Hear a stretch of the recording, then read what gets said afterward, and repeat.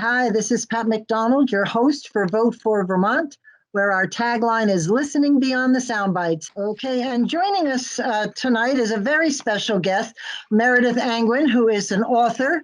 We're going to be talking about her new book. She's a good friend of this show, very tolerant of us, as we've had a little trouble getting started tonight. But anyway, Meredith, welcome. Meredith, if I could just do a short introduction, is a working chemist who was one of the first women managers at the Electric Power Research Institute. She served on the coordinating committee for the Consumer Liaison Group of ISO New England. She is also an advocate for nuclear energy. She has also authored a previous major book entitled Campaigning for Clean Air, Strategies for Pro-Nuclear Advocacy. We actually did a show on that, and if you want to know how to advocate for most anything, this book is excellent to show you all the things you need to do if you want to take on a cause.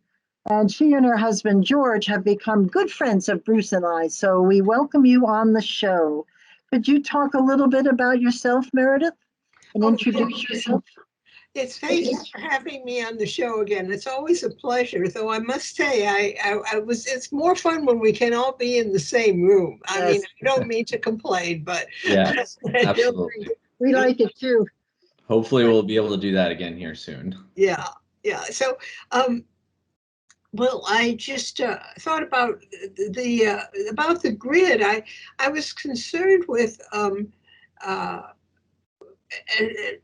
some of the rulings that were coming down that seemed to affect nuclear. And so I was writing about them in my blog about Vermont Yankee. And somebody on the coordinating committee of the ISO New England, which is our grid operator, actually was reading my blog, and he suggested that I come to some consumer liaison groups meetings and run for the coordinating committee. So I did. At the time, I knew what ISO New England was, the grid operator, but I didn't know much more than that. I was trying to figure it out. Well, I served on that committee for 4 years, and I still go to the meetings, though I'm not on the coordinating committee anymore.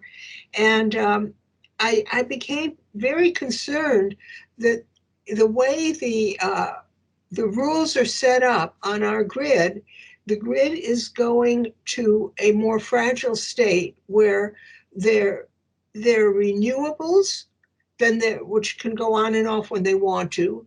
They're backed up with a quick acting resource, which is basically natural gas. And natural gas is delivered just in time. So if there's any problem with the delivery, you've got a problem.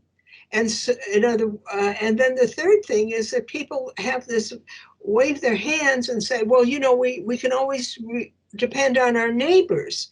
Well, the trouble is, if the grid is stressed, it's usually stressed because of some weather thing going on, that it's very cold, for example, and natural gas is being diverted to home heating, which means, frankly, the neighbors don't have any extra electricity to send us. So I began looking at what was going on, and I began looking at the machinations of how the rules were made, and I thought, nobody knows this. Nobody knows about how these rules are made or how they're affecting things. And I decided, and I needed to write a book about it, because even my blog posts, some of the blog posts I wrote, I mean, they were just getting longer and longer and longer and longer. And I thought, nobody's going to read a blog post this long, but maybe they'd read a book. Well, your book is about 400 pages, which I got a hold of a copy and was reading through it. And you have so many notes and references in that book. You spend an inordinate amount of time working on this book, I could tell. And Yes. You really did, because I don't know, there's so many notes and references. It's just amazing. But I thought we could review this book somehow this hour, because I think it's really important for people to understand what's happening. And the word fragility is kind of a little concerning, at least to me, and I'm not an expert as you are, but that word's a dandy, so we really need to pay attention. And I think one of the things we're talking about here is not necessarily that this is Vermont's electric grid. Vermont is really part of a broader New England electric grid. We That's right. feed power into it. We draw power from it at any given time. And this is really, because power grids are regional, they're not necessarily, it's not isolated to Vermont. We're subject to some of the issues that we're seeing, or that are potential issues in broader New England. I mean, there's, you talked about natural gas, which seems to be the power matching mechanism for a lot of renewables. If the wind is not blowing, if the sun's not shining, natural gas is the primary source of energy, which is 2 pipelines coming into New England. So if anything happens to one of those pipelines, then you have a significant problem. And so, there's some fragility in that, where it's not just, we think of like these electric lines that are running, all over New England, and you take, something happens to one of them.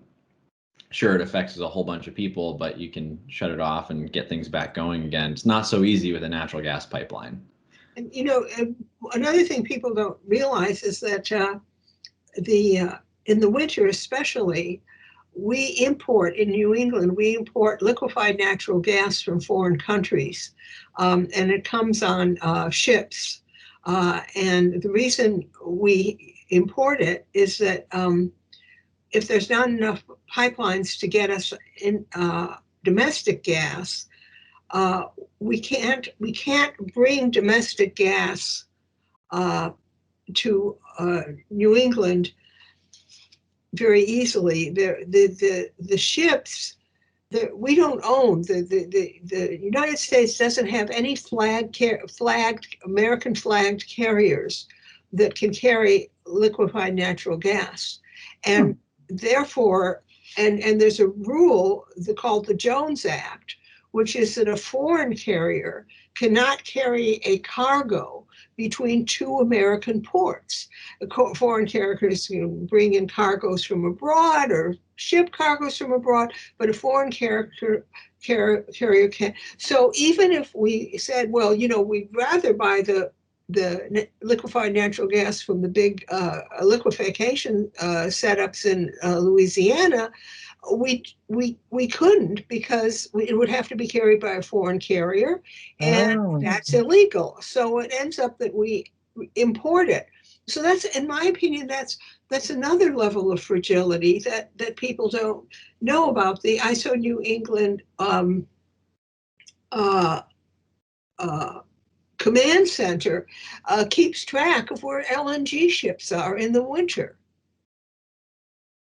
And where do most of that natural gas we're importing via ship, where does that come from, and where does it get stored at? Because I assume those ships are sitting in a port somewhere. They're sitting in the Caribbean. The gas doesn't come from the Caribbean. The gas comes, I don't know, from the Middle East, Venezuela, Russia. We're not supposed to import gas from Russia, but when you get right down to it, Russian brings gas to an island in the Caribbean and puts it in with the other gas, and then a foreign carrier goes over to that island and loads up and brings it here.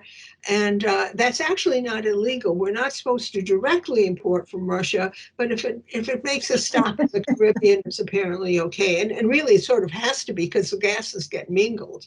Yeah, because then you're mixing it with gas from Poland or Africa or whatever it's coming from. Why hasn't the United States taken the initiative to have its own tanker? Is that something that we've just said no to all these years? I mean, that seems to me would help a little. Well, yes, it would, but this is getting a little afield, but basically, I think it would be that it would not be as, it would be more expensive to have an American-built, American-flagged, and American-staffed tanker. Millions. Than one that was, as far as I can tell, I don't know. I'm not an expert on it, but as far as I can tell, a lot of the big cargo ships, including the tankers, are flags of convenience, and they're not very expensive to meet all the rules and regulations. Right. Well, listen, let us get back to the book. because what I thought I'd do, Meredith, and what Ben and I would do is maybe just give it chapter by chapter, because within each chapter there's 10, 15 different things that that we could talk about. But I thought I'd let you kind of summarize each of the chapters, and then we'll build up to the last chapter, which is about Vermont and what little situation we're in here. So the first, and is that okay with you? Oh yeah, that's fine. I'm very happy that, we had some struggles getting this recording going. So I'm just like, whatever you If they ask, only knew, if they only knew. And yours truly was the biggest mess up. But anyway, we have the first chapter is Angelic Miracles and Easy Problems. That's what we like, right? Easy problems. Easy problems? Is there such a thing? That's what it says in her book, so it's got to be.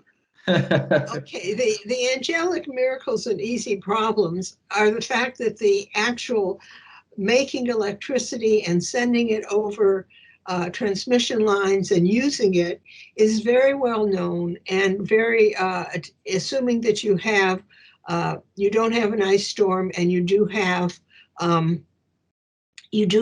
reliable generators. It's a very reliable situation.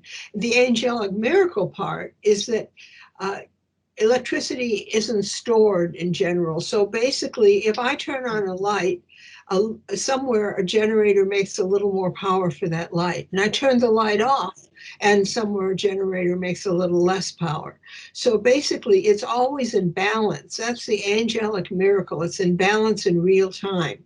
And of course, this isn't by chance. I mean, the generators have mechanisms for figuring out whether there's more demand and they speed up a little, or they use a little more fuel. I mean, it's all very carefully engineered. So that is the angelic miracle and the easy problems of the grid. Unfortunately, the difficult part, I call it that we have two grids in a way. The first grid is the lines and the lights going on and so forth. That's the physical grid. Then there's what I call the policy grid. That is how power plants get paid, what power plants get subsidies, what are the rules for dispatch. You have to dispatch a wind turbine before you dispatch a different kind of plant, because the wind turbine is, quote, cheaper. It isn't really, but anyway, so what I'm saying is there's the policy grid, and really most of the problems arise on the policy grid. That's why I look at the main grid as having angelic miracles and comparatively easy problems. Interesting. Yeah, one of the things that's really fascinating. So I made the mistake of studying electromechanical engineering for a year in college, and one of the things that really fascinated me about the way that electricity moves is distance. The distance from where you're consuming electricity to where you're producing electricity really, really matters, because it takes a lot more energy than you would think to push that power through a transmission line. Yes. So, one of the things Vermont has tried to do over the last decade or so is to create community energy projects where there's, the energy is being produced closer to where it's being consumed, so you have less of that loss through the line. The problem is most of those small power generation is solar, a little bit of wind and a little bit of hydro, but mostly solar. And of course, solar only works half the day. At best, and this time of year, in December, probably less than that. So, so we're backfilling, and one of the things, like you said, we're backfilling with is natural gas. We're backfilling with hydro from Hydro-Quebec. We're backfilling with wood chips through wood burning plants that are, wood burning plants are not as easy to ramp up and down as the natural gas plants are, but that's where we're getting our power from when we're not generating, local solar. Can I ask you, doesn't solar store, or am I completely wrong? It doesn't store unless you do something special to store it. For example, I see. A home solar facility can store enough for a day or two with maybe 1 or 2 Tesla boxes. Okay, they're very expensive, but you could do it. But there's the only grid level storage. I mean, I did in the book. It says this somewhere. 95% of grid level storage is pump storage, which means that you have a reservoir up on a hill. Yep. And when you have a lot of electricity, you pump the water up to the reservoir. And when you need electricity, you let it back down.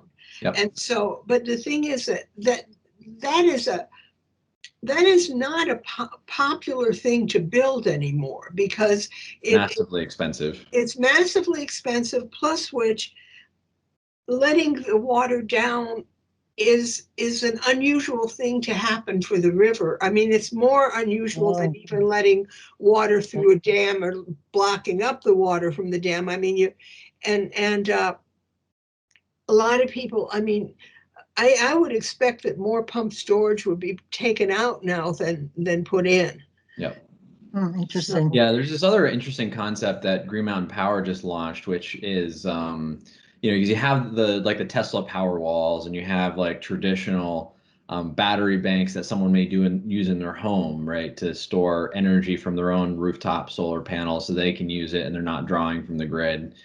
So that's those are like home level or residential level solutions.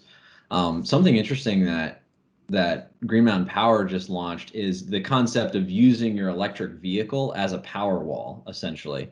So you'd be storing energy in the battery pack of your EV and then pushing it back at night. So during the day, you'd be storing that energy in your battery pack for your electric vehicle. And then at night, you'd be pushing it back into your home or your grid or whatever it is, and using those electric vehicles themselves as storage capacity, which is an interesting concept. That sounds very, and so you sort of plug in your car at home to into get your the house. juice back. Oh, lovely. You've got a solar panel on your roof that you're not using for anything except charging this vehicle, and then you're going to use it at night. Or maybe you've got such a big solar panel that you can use it for your household cares and charging your vehicle and so forth. I think that it's like many other things. It's a sweet idea, but when you get right down to it, most people are going to charge their cars up at night.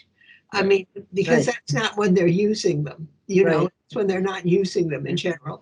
Plus which, if you look at, I was just listening to a really interesting podcast about Ontario, and Ontario's in my book too, but anyway, in the podcast, one of the engineers said, we should just be giving the power away at night. We've got too much of it. And so basically, we should be giving the power away, and everybody could have an electric vehicle and charge it up. Well, that is lovely, and it could work. But what I'm saying is that's the opposite of you're at home, you've got your solar, you're charging your electric vehicle, and then you're putting it back into the house at night. I don't know. It could. None of these things are as reliable as a power plant, in my opinion. There you go. Changing our thought about this. I just wanted to get back to the book a little bit because the next chapter was about policy, which you talked a little bit about, but you also talk about markets and fuel security. And within this chapter, you talked about how power plants get paid, which I think is fascinating, and other things about breaking up monopolies in this chapter. Thank you. Yes, this is a really interesting thing, because back in the day, there was integrated utilities. I guess what I wanted to say is the monopolies, the utility owned the generators, paid for part of the transmission lines, paid for the distribution, paid for the substations, and then paid for the fuel and so forth. And if something went wrong, everybody knew exactly who was responsible. It's like, the reason that this has got unreliable power is you. Now, what happens now is that there are in the broken up monopolies, there are generators, and they're what's called merchant generators. That is, they sell into an auction. Nobody guarantees them how much they're going to get, how much they're going to sell, and so forth. If they can arrange to, they'll make a power purchase agreement with the utility. But from the point of view of how it's set up, they sell into an auction. And then the distribution utilities buy at that auction. And this leads to a lot of issues, because the first question is, well, what is the auction like? Well, the auction is every 5 minutes.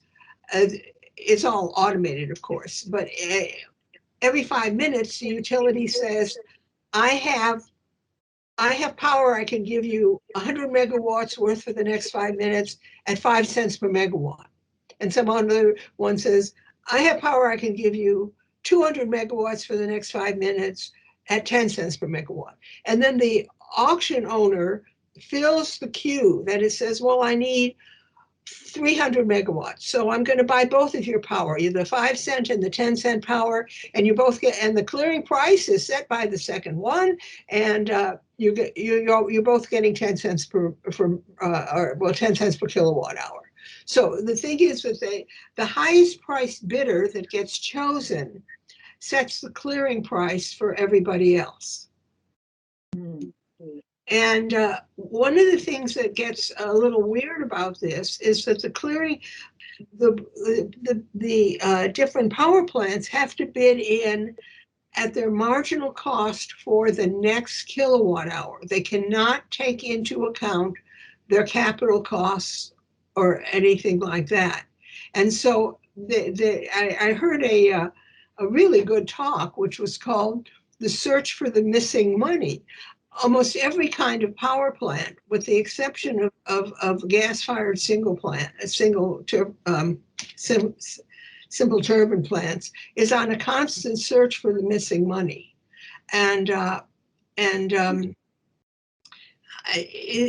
This is where I ended up writing a book, because it's really hard to explain why they're on this constant search. But part of it is that they can't. There's no easy way to get their capital costs taken care of. Another thing is that, for example, let's say it's a gas-fired plant and it's bidding in at 3 cents per kilowatt hour, and then meanwhile there's a wind turbine and it's going to bid in too. It's bidding in at 0 cents per kilowatt hour, or it will pay the grid a penny per kilowatt hour to take its power. Well, this doesn't sound like a very good business model, does it? Pay me, I'll pay you to take my product. Well, the reason is that wind turbine is getting, when it makes a kilowatt hour, it makes something invisible. It makes something called a renewable energy certificate that it can sell separately. And often it doesn't sell the kilowatt hour and the renewable energy certificate to the same place.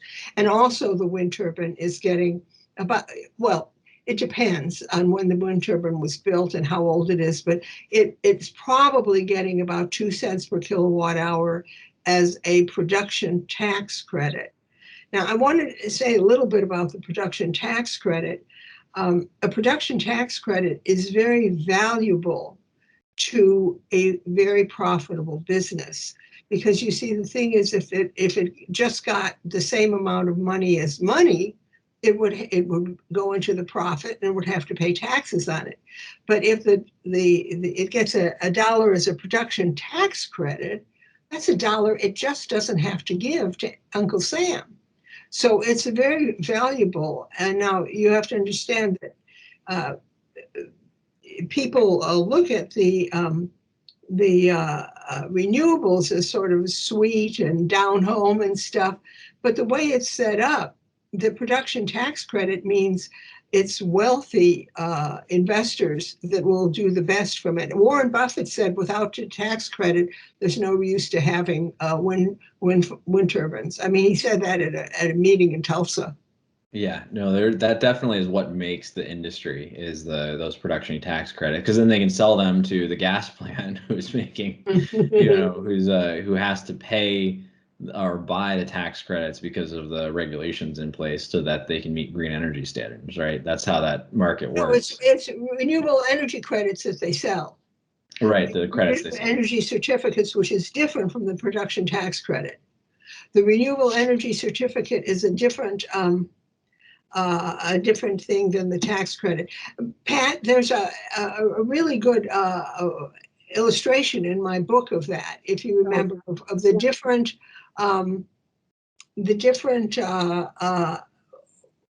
percentages that the different types of plants, how they, let me see, it's, I'm looking at the list of figures, and I'm going to take a lot of illustrations that she has in her book and put it in the show. Well, yeah, I think what's okay, interesting. it's figure 8, revenue streams for different types of plants. Okay, I wrote it down. We got it. Okay. Yeah, I think one of the interesting things too is that so like to your point, the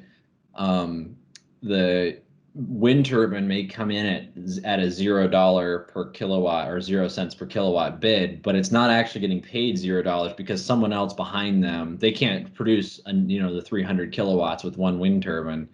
They still need the gas plant to fill the rest. So they're still getting paid, whoever else, the gas, the oil, the coal, whoever is behind them in line that has a higher price. That's They're right. still getting paid that rate.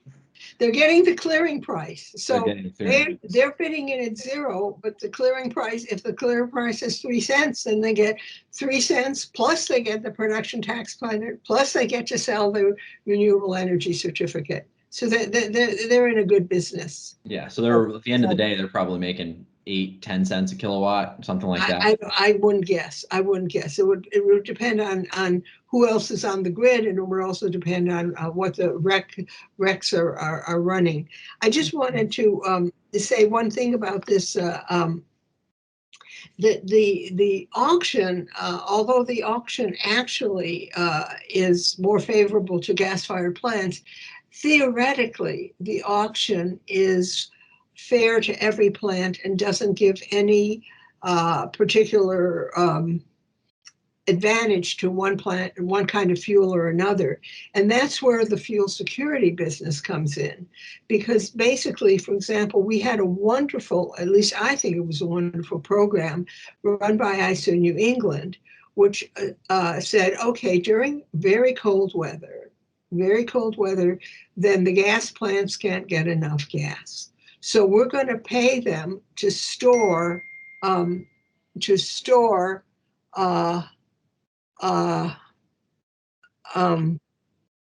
on site. Many of them are what's called dual fired. They can use oil. And so they'll use oil on site. Well, the Federal Energy Regulatory Commission went to ISO New England and said, it's a nice program. It worked. You got to stop it. And the reason you've got to stop it is that you are advantaging oil compared to other fuels, and you have to be completely fair. Now, you see, in the old days, and I don't want to make it sound like the old days were great. I have several examples in my book of what was wrong with the integrated utility system. It tended that people tended to overbuild because that went into the rate base and so forth. I'm not trying to say, oh, it used to be wonderful. But when you get right down to it, the public utilities commissions and the utilities wanted a balance of different kinds of plants for different purposes. They wanted baseload plants, which would be cheap and very reliable. They wanted other plants that could load follow. They wanted some plants that depended on just in time, but other plants that had fuel stored on site. So they were trying for a balance. Nowadays, it's whatever is clearing at the 5 cent, the 5-minute auctions. I mean, 5 minutes isn't very long. And yes, they do some other planning. I don't want to say, oh, they don't plan beyond 5 minutes. But when you get right down to it, if you look at a business, what's one of the most important things you can look at? How it gets paid. And it's getting paid at a 5-minute intervals. Wow. Lots of money to be made, eh? I think we're in the wrong business. Oh, I Yeah, thought that sounds like you need to many go start a wind times. Oh turbine my somewhere. gosh. So Meredith, you in this chapter, you talked about pay for performance. How does that work and how what we're talking about here? How does that fit in? Well, when they everything's so complicated. When they had to close, when ISO New England had to close off the winter reliability projects, Right. they instituted another project called Pay per Performance. And the plants get paid per kilowatt hour. They also get paid something called the capacity payment, which is a payment for just being on the grid to be called on. And the idea of pay for performance is if you're on the grid and you're getting that capacity payment that you're on the grid to be called on, and we call on you and you don't show up, you have to pay some of your capacity payments to the plants that do show up. So that was a kind of an incentive for them. And I call it, they were trying to get the plants to keep oil on site in order to not lose their capacity payments without actually saying keep oil on site, because that names a fuel, and that is, that is doing better for one fuel than others. Couldn't that also incentivize like a solar installation or wind installation that they need to have some sort of storage capacity mechanism, or otherwise they go to tap them and they're not producing? Well, and not really. And the reason for that, everything's so messed up and complex. The reason for that is that while an oil plant or a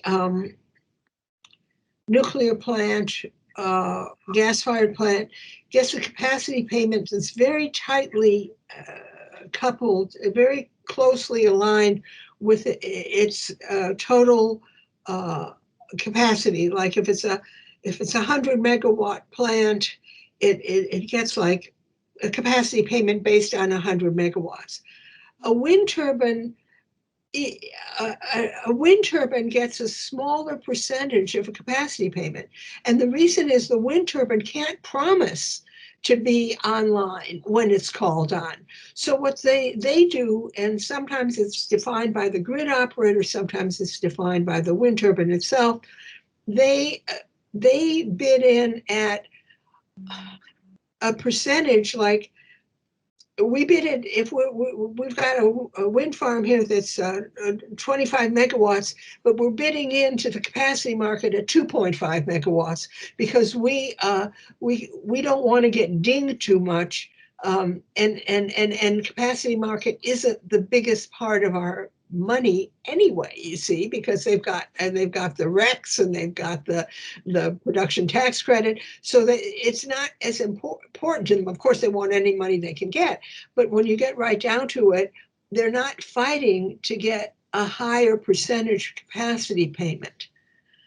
You see how horribly mind-spinning this whole thing is. Yeah. A lot more going on under the surface. Understand it.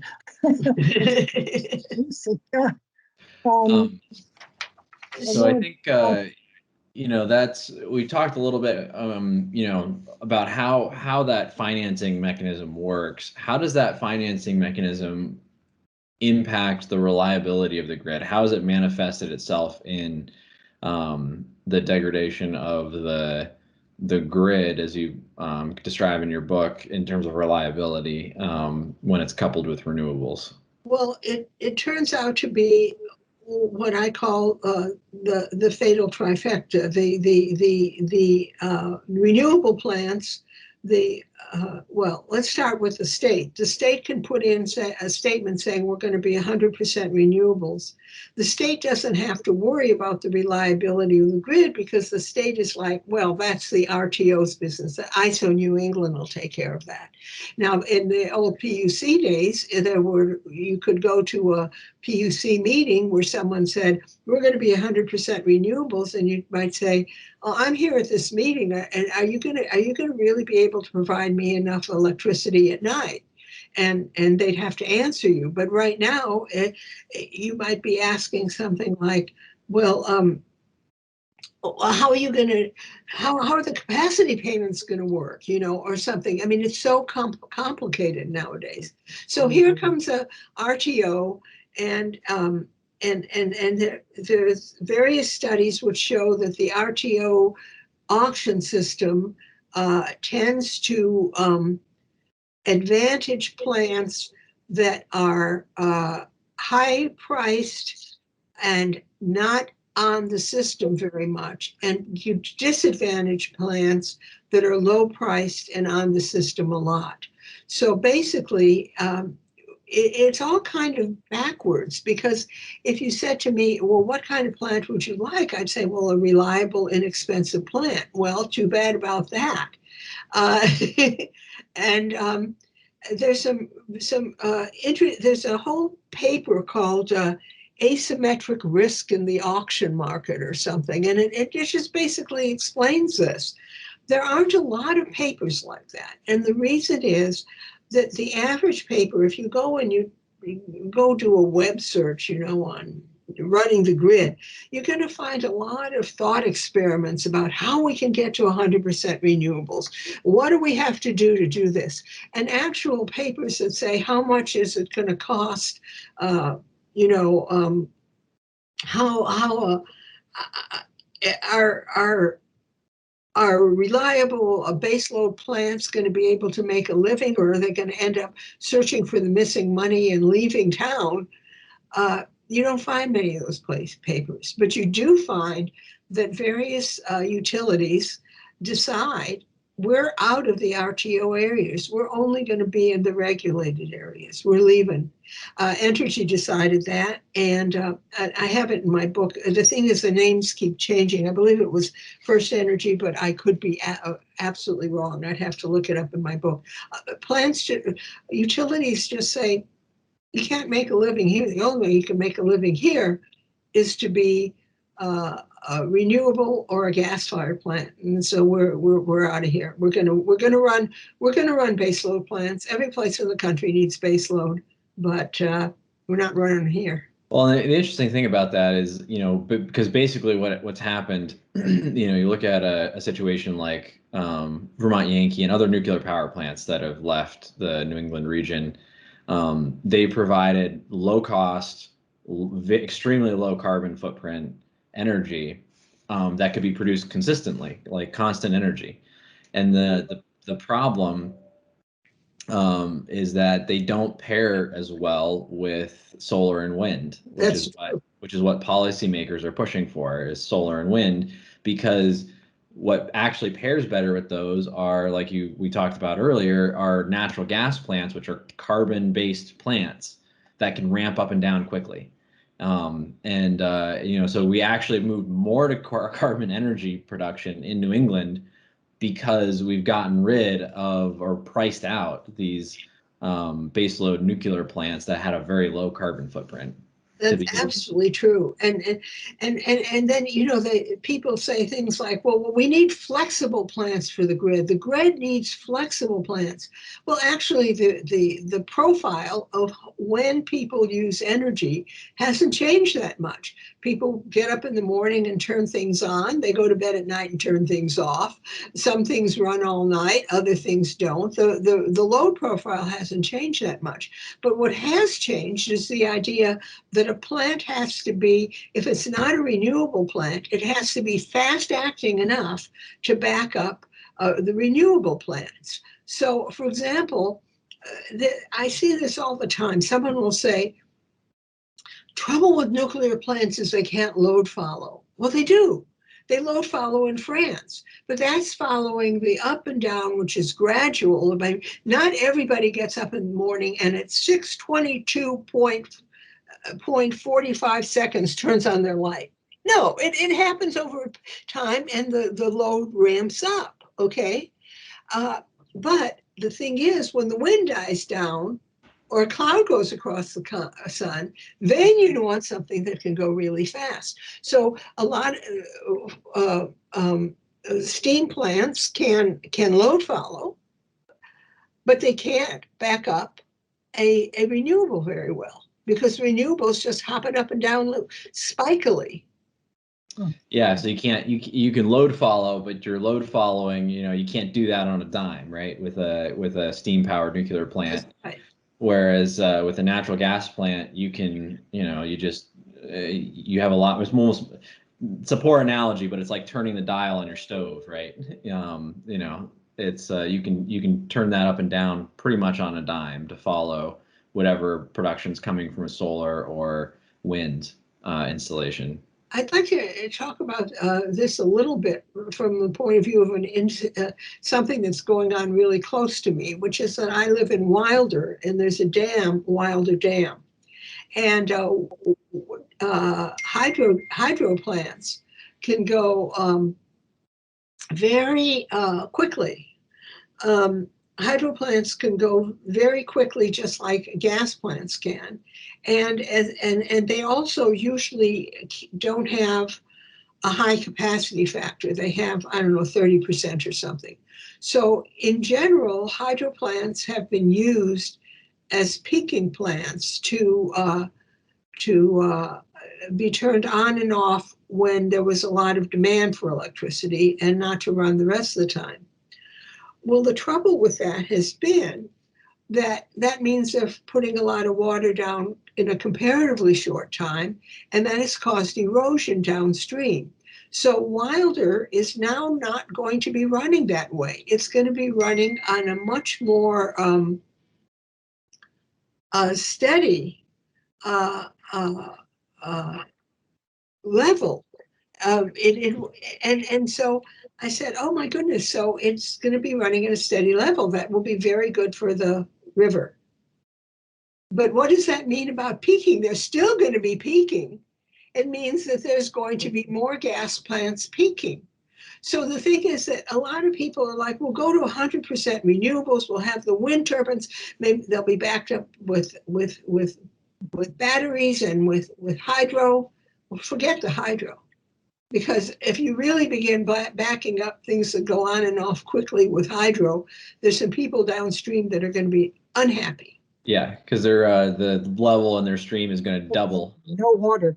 Yeah. Yeah. Or I mean, the other thing too, that there's also upstream effects, because if you're drawing from a reservoir and your water level fluctuates a lot, that's not great for your fish and wildlife either, because fish don't do well in ponds and reservoirs that vary dramatically from. Absolutely true. Yeah, because it also goes hot and cold on them, right? Yeah, exactly. So it's like, there's no perfect solution here. It's interesting though that Burlington Electric is a good example of this, right? They have not necessarily solved this issue, but they've addressed it by doing two things. First, they do have battery storage, some battery storage that they couple with solar production, and they gap fill with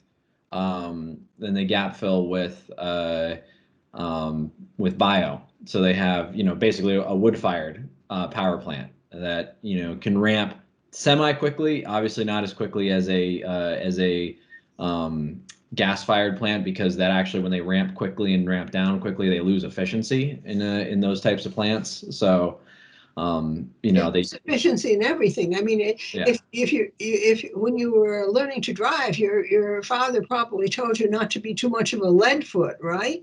That if you begin accelerating, you're just going to waste gas. Yep. Yeah. Very similar concept. Is expensive in fuel. There's and especially to coal, and then coal and wood have that similar thing where there's like inertia, where like you can't, you start losing efficiency when you ramp up and down a lot. And the other thing with both of those, obviously, is there's carbon output from both of them, and there's particulate output from both of those. So even though wood is renewable, there's other side effects there than just than just. I want to get on to the book, you two. I know Ben can do this like forever. You guys should we'll have to have a luncheon someday.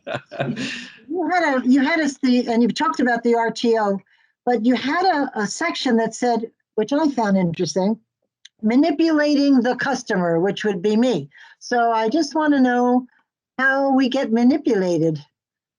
Oh, we get manipulated various ways. I mean, part of it is that the utilities aren't straightforward with us. If they wanted to go to time of use pricing, that would be straightforward.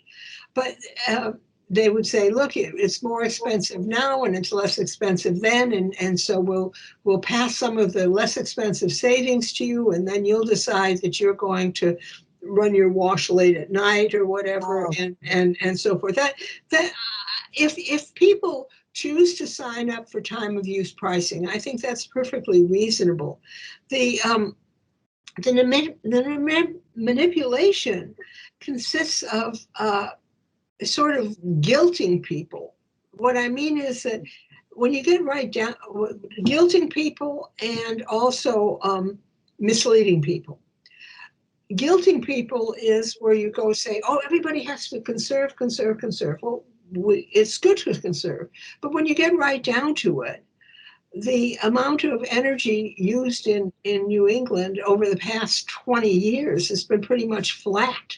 And the reason that this whole, I mean, it's not like, oh my God, we just decided we're going to go to town here. We're just going to, we're going to turn on everything we possibly can. I mean, that isn't what's actually happening. So there's a kind of, idea that using electricity is bad, when actually using electricity makes people's lives better. I mean, it does. I mean, it is, having a refrigerator means you can keep food better. It's less wasteful. I mean, now if you say, well, I don't want to have electricity with a refrigerator, I'm going to get ice. Well, I guess you can, but you're not going to be able to keep food as well. And then I know you're thinking, oh, come on, nobody's using ice anymore or whatever. But what I'm saying is, or if you watch, there's a really wonderful little video called The Magic Washing Machine, where Hans Rosling describes the difference that a washing machine makes in a woman's life. And his mother and grandmother in Sweden washed clothes by hand. And he says, I have students, and the students, many of them want to be very green. And I say to them, can you raise your hand if you don't have a car? And a bunch of them raise their hand. And I say, okay, can you raise your hand if you don't use a washing machine?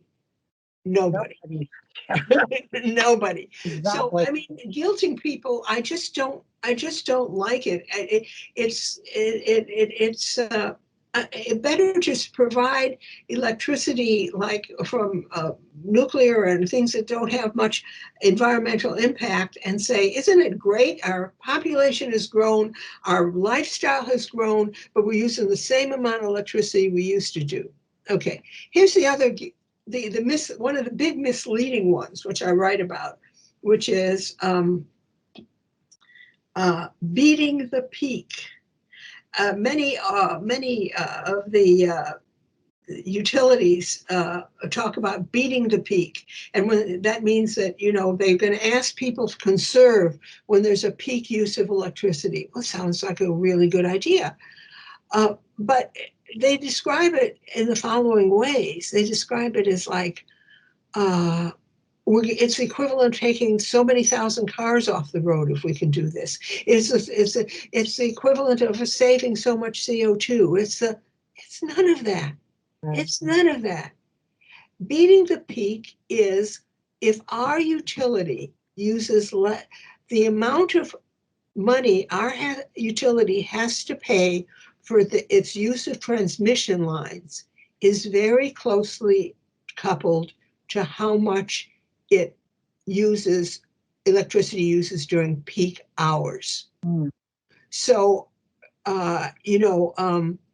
if we can get our customers to not use electricity as peak hours, then more of the transmission line costs will go to our neighboring utility and less will go to us.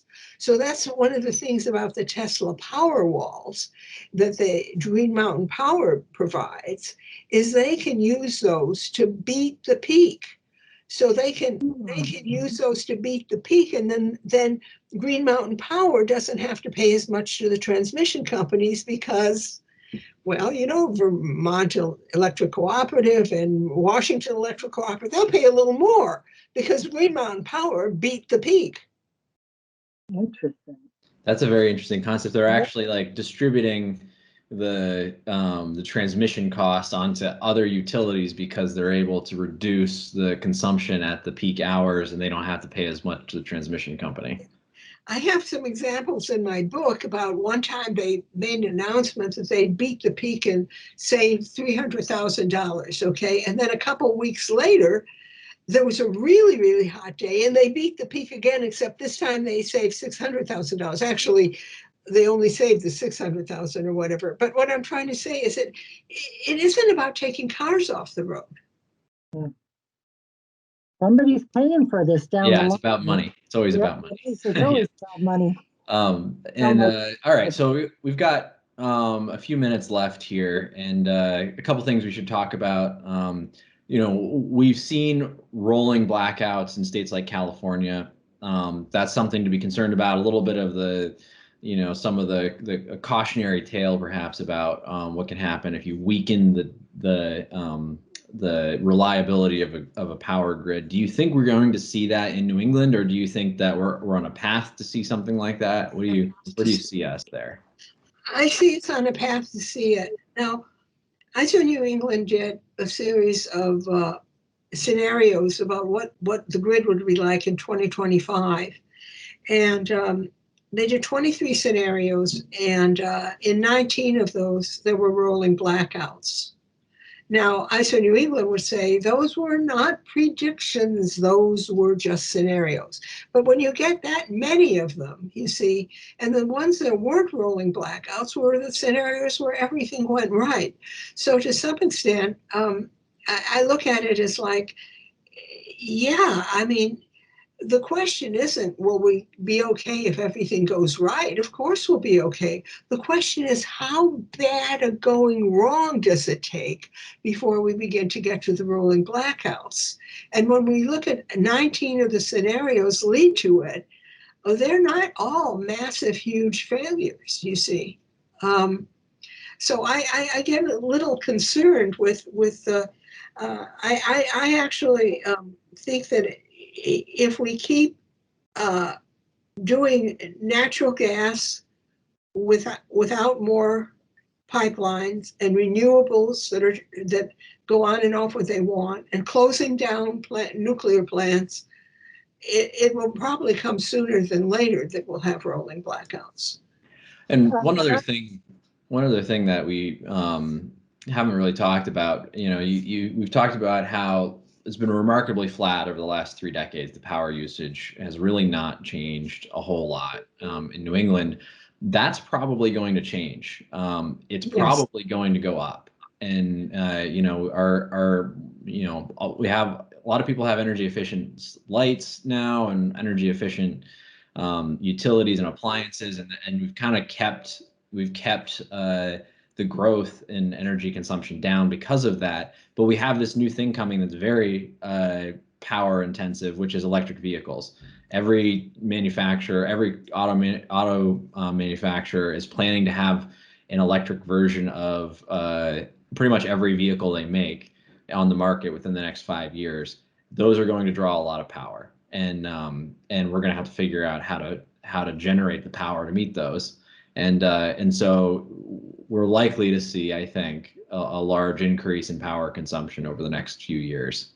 Yes, I agree with you. And I think that that wasn't actually particularly built into the ISO New England projections, because the thing is that whatever they project, people who don't like them will say, like the results will say, "Oh, you're being alarmist. You're just so alarmist." So they can't afford to project, well, everybody's, half the people will have electric vehicles in 5 years or something like that. Did you had a question, Pat? I felt like you. No, I'm sorry. Because before we left, I wanted to talk about Vermont. And, we keep talking about we're in the business of clean energy, and we've set a goal of 90% clean energy by some ridiculous time. And you have said that we don't even have a renewable portfolio standard in Vermont. So what's our future look like in meeting our goals? Well, I don't know that I don't like having a renewable portfolio standard, because when you get right down to it, it's just a way to get RECs. I mean, that's what it boils down to. I mean, some company may say we buy 100% clean electricity. No, they don't. They get it right off the grid like everybody else. And they also buy RECs because they're profitable enough to buy RECs, and they think it'll help their business if they tell everybody they're using clean electricity. But our future in Vermont, well, we're going to be getting it off the grid. Let's face it, we don't have any in-state power very much anymore. I mean, we import an immense amount of the power that we use. I'd have to look it up, but I would assume that it's more than 60%, 70%, something like that.